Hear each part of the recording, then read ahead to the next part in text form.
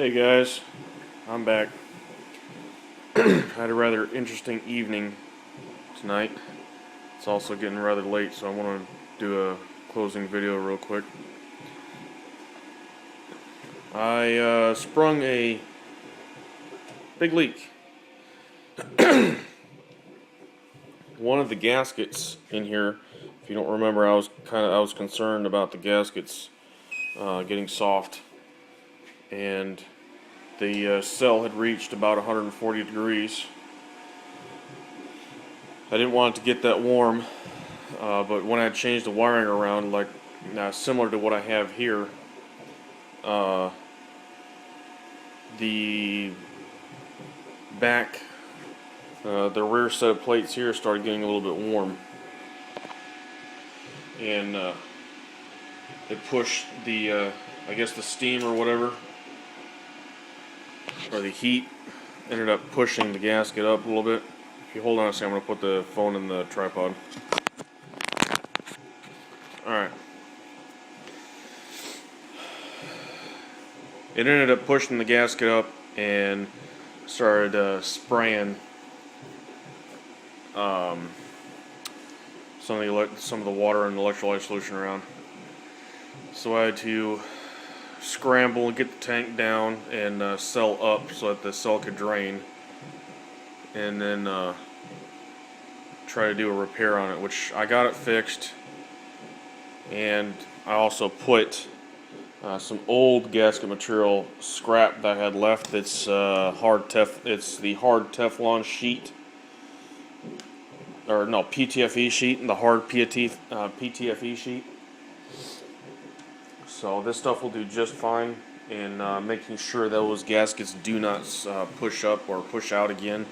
And I've got all the wooden blocks around to make sure that the gaskets don't slide out on the sides or the bottom either. When it did that, it was pushing 24 amps, if I remember correctly. Now it's pushing about 10.5. The only difference that I did this time compared to last when it failed on me was I added one more plate on the very end, just one plate. If you guys remember, I pretty much had 6 totally separate cells. You know, one positive, neutral, neutral, neutral, blah, blah, blah, to the negative. That was a cell, then a gasket, then the next cell, then the gasket, and then the next cell. I changed that. I went ahead and did what most of us are doing anyways. I'm doing the negative, the neutrals, the positive, the neutrals, the negative, neutrals, positive, neutrals, blah blah blah blah. The stuff that we all normally do. I gotta make sure I keep these leads apart, otherwise they'll arc out.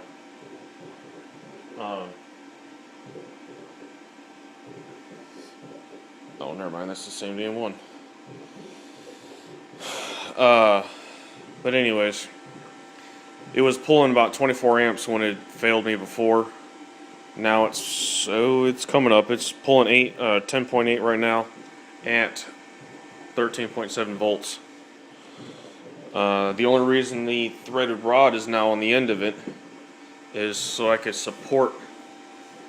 actually support the cell vertical without having to completely disassemble the entire thing. You know, I treated those threaded rods as if they were stilts, and had the whole thing sit on the threaded rod while I pretty much did the repair on it. I noticed earlier when I had it running, or when I had it starting up running, it was a slow warm up. The reason I added the very last plate is because I'd done the wiring the same exact way, but it was one plate short, so I ended up over here. So this last cell was running hotter than the rest of them were. So I went ahead and add that extra plate since I had to tear apart the cell anyways. So I went ahead and cleaned up that plate, washed it, did everything that I did like with all the others, and threw that plate in there. When I did open it, though, there was already a nice golden patina starting on the plates, so it shouldn't take too much longer to get this cell conditioned in.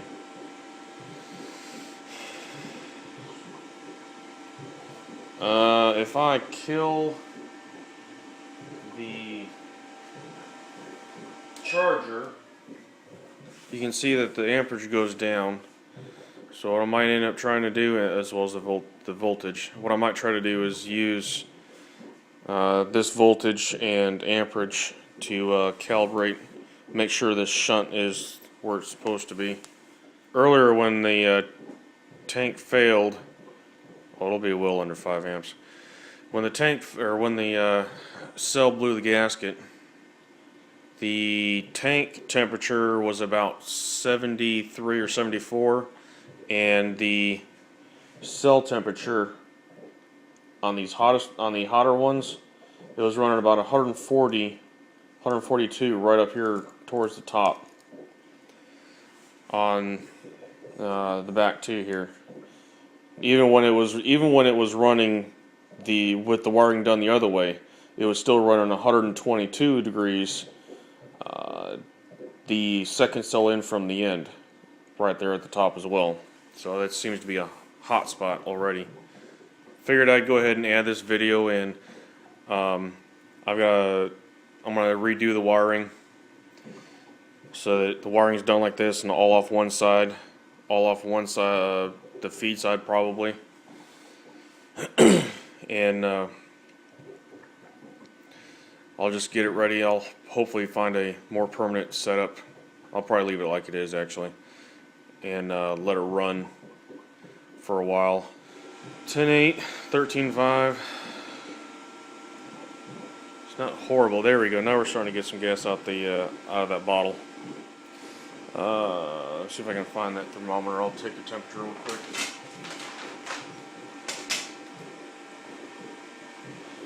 Since I don't have real good access, I'm just going to have to do it right here in this corner. 67 degrees.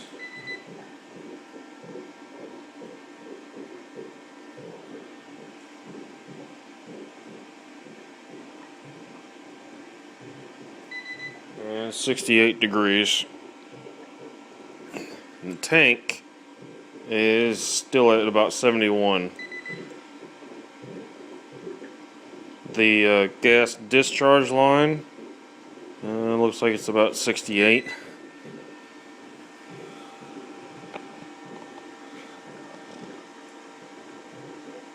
Water inlet about 64, 65.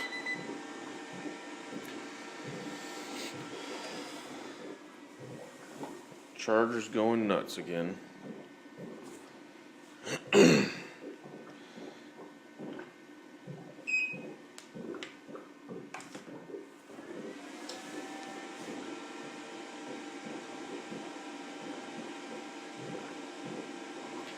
$11 amps, nice.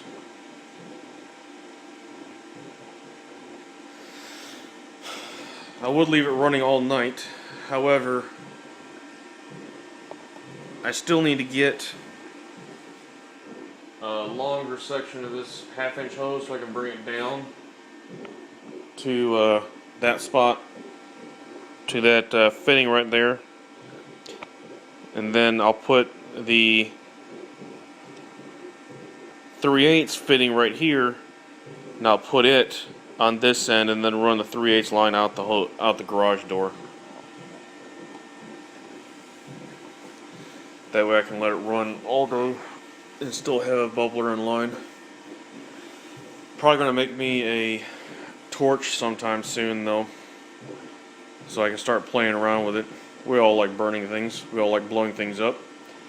Hopefully this weekend I can have some fun with the some balloons, maybe even a milk jug. I don't know. But anyways, you can see the amperage slowly climbing, but I don't want to let it run all night, seeing as I'm going to be in bed. and it's just going to collect in the ceiling, and I don't want that. So thank you for watching. Please rate, please comment, please tell me what y'all think.